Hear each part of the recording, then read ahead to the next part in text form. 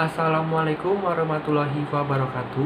Perkenalkan, nama saya Ega Dwi Ubadani dari kelas 11 IPA 1. Di video kali ini, saya akan mempresentasikan sekaligus menjelaskan mengenai peran proklamator dan tokoh sekitar proklamasi.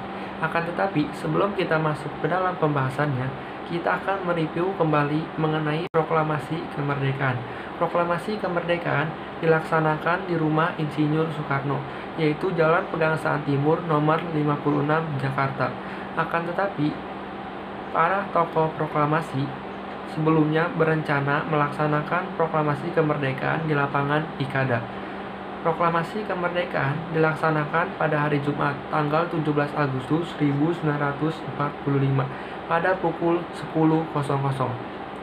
Dengan urutan acaranya, pidato Presiden Soekarno dilanjut dengan pembacaan teks proklamasi, kemudian pengibaran bendera, dan yang terakhir ialah sambutan dari Sowiryo dan Muwardi. Oke, langsung saja kita ke pembahasan mengenai tokoh-tokoh proklamator dan tokoh sekitar proklamasi. Tokoh yang pertama adalah Insinyur Soekarno, atau yang lebih dikenal dengan Bung Karno. Bung Karno sudah aktif di berbagai pergerakan sejak menjadi mahasiswa di Bandung. Kemudian beliau beserta kawan-kawannya mendirikan PNI. Ketika pada masa pendudukan Jepang, beliau pernah menjadi ketua putra Chow Sang-in dan PPKI. Kemudian beliau juga menjadi anggota BPU PKI. Lantas, apa peran Bung Karno dalam peristiwa proklamasi kemerdekaan?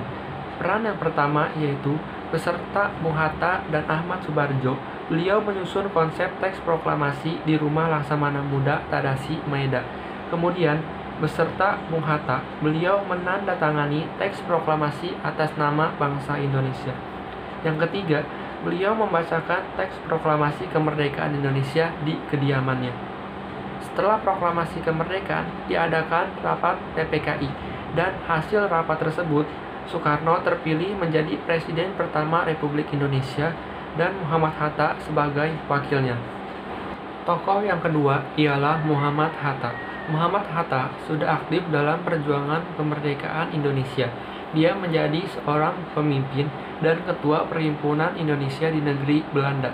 Setelah di tanah air, dia aktif di PNI bersama Bung Karno. Kemudian pada masa pendudukan Jepang, ia menjadi seorang pemimpin putra, kemudian menjadi anggota BPU PKI. Bung Hatta melibatkan diri secara langsung dan ikut andil dalam perumusan teks proklamasi. Kemudian, beliau ikut menandatangani teks proklamasi bersama Bung Karno. Dan setelah proklamasi kemerdekaan, diadakan rapat PPKI. Dan hasil rapat PPKI tersebut, beliau terpilih menjadi Wakil Presiden pertama Republik Indonesia. Tokoh selanjutnya adalah Ahmad Subarjo. Ahmad Subarjo memiliki peran meyakinkan golongan muda untuk membawa kembali Bung Karno dan Bung Hatta kembali ke Jakarta. Kemudian Ahmad Subarjo juga ikut menyusun naskah proklamasi di Rumah Laksamana Maeda bersama Bung Karno dan Bung Hatta. Dan setelah Indonesia merdeka, Ahmad Subarjo ditunjuk oleh Presiden Soekarno sebagai Menteri Luar Negeri yang pertama pada Kabinet Presidensil. Tokoh berikutnya adalah Soekarni. Soekarni merupakan tokoh yang aktif dalam pergerakan pemuda politik. Soekarni merupakan pelopor penculikan Soekarno dan Muhammad Hatta ke Rengas Dengklok. Kemudian, ia juga merupakan tokoh yang mengusulkan agar teks proklamasi ditandatangani oleh Soekarno dan Muhammad Hatta atas nama bangsa Indonesia. Ia juga memimpin pertemuan untuk membahas strategi penyebar luasan berita proklamasi. Tokoh berikutnya adalah Sayuti Melik. Sayuti Melik merupakan tokoh pemuda yang berperan dalam proklamasi kemerdekaan. Perannya yakni mengetik naskah proklamasi yang sudah ditulis oleh Bung Karno. Berikutnya ada BM Diah, atau dikenal dengan Baharudin Muhammad Diah. Pada sekitar peristiwa proklamasi, BM Diah sudah menjadi wartawan yang terkenal. Pada malam sewaktu akan adakannya perumusan teks proklamasi, beliau banyak melakukan kontak dengan pemuda, yaitu untuk datang ke Rumah Laksamana Maeda. Ia salah seorang pemuda yang ikut menyaksikan perumusan teks proklamasi. Ia juga berperan dalam upaya penyebaran luasan berita proklamasi. Tokoh berikutnya adalah Latif Hendra Diningrat. Latif ini adalah salah satu tokoh yang cukup sibuk. Beliau menjemput beberapa tokoh penting untuk datang ke rumah Insinyur Soekarno. Pada waktu pelaksanaan proklamasi, setelah menyiapkan barisan, beliau mempersilahkan Soekarno membacakan teks proklamasi. Dan dengan dibantu oleh Suhut, Latif mengibarkan bendera merah putih. Kemudian yang membawakan bendera merah putih tersebut adalah SK Trimurti. Tokoh berikutnya adalah Suhut. Suhut adalah pemuda yang ditugasi untuk mencari tiang dan mengusahakan bendera merah putih. Selain itu, Suhut juga merupakan tokoh yang menjadi pengibar bendera bersama dengan Latif Hendra Diningrat.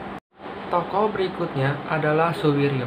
Suwiryo adalah wali kota Jakarta Raya pada waktu itu dan secara tidak langsung menjadi ketua penyelenggara upacara proklamasi kemerdekaan. Oleh karena itu, ia sangat sibuk mempersiapkan segala sesuatu dalam upacara tersebut, termasuk pengeras suara dan mikrofon. Kemudian ada Muwardi. Muwardi merupakan tokoh muda yang bertugas dalam bidang pengamanan jalannya upacara proklamasi kemerdekaan Indonesia. Tokoh selanjutnya ialah Sultan Syahrir. Sultan Syahrir merupakan salah seorang yang ikut mendirikan JOM Indonesia. Selain itu, ia merupakan termasuk pemuda yang aktif untuk ikut mendesak Bung Karno dan Bung Hatta agar segera memerdekakan Indonesia. Setelah merdeka, ia diangkat sebagai Perdana Menteri Republik Indonesia oleh Presiden Soekarno. Tokoh berikutnya adalah Pran S. Mendur. Pran S. Mendur adalah tokoh wartawan yang ikut dalam pelaksanaan proklamasi kemerdekaan Indonesia. Ia telah mengambil hasil bidikan berbagai peristiwa penting seputar proklamasi. Kemudian ada Syahrudin. Syahrudin ini adalah seorang telegrafis di kantor berita Jepang yang mengabarkan berita proklamasi kemerdekaan Indonesia ke seluruh belahan dunia. Tokoh selanjutnya ada F.Bus dan Yusuf Ronodipuro. Tokoh F.Bus dan Yusuf Ronodipuro berperan penting dalam penyebar luasan berita proklamasi. Kedua tokoh ini merupakan penyiar yang cukup berani, dan tidak jarang mereka mendapat ancaman dari pihak lain. Tokoh selanjutnya adalah Lamertus Nicodemus Palar. L.N. Palar merupakan seorang diplomat ulu dalam perjuangan kemerdekaan Indonesia, khususnya melalui diplomat. Pada tahun 1974, ia membuka kantor perwakilan Republik Indonesia di New York. Sebelum mengetahui Republik Indonesia pada tahun 1949, status ia adalah sebagai peninjau. Setelah mendapat kedaulatan penuh dan Indonesia menjadi anggota PBS ke-60, ia resmi menjadi perwakilan Republik Indonesia dengan status keanggotaan penuh. Dan tokoh yang terakhir ialah Sumitro Jojo Haji Kusumo. Ayahnya, yaitu Margono, adalah pendiri Bank BNI. Setelah menamatkan sekolahnya di Hoger Buur School, ia langsung berangkat ke Belanda. Ia pernah belajar di Barcelona dan Rotterdam untuk mempelajari ekonomi.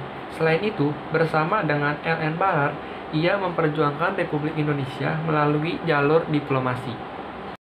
Cukup sekian pembahasan kali ini, kurang lebihnya mohon maaf. Billahi taufiq wal hidayah. Wassalamualaikum warahmatullahi wabarakatuh.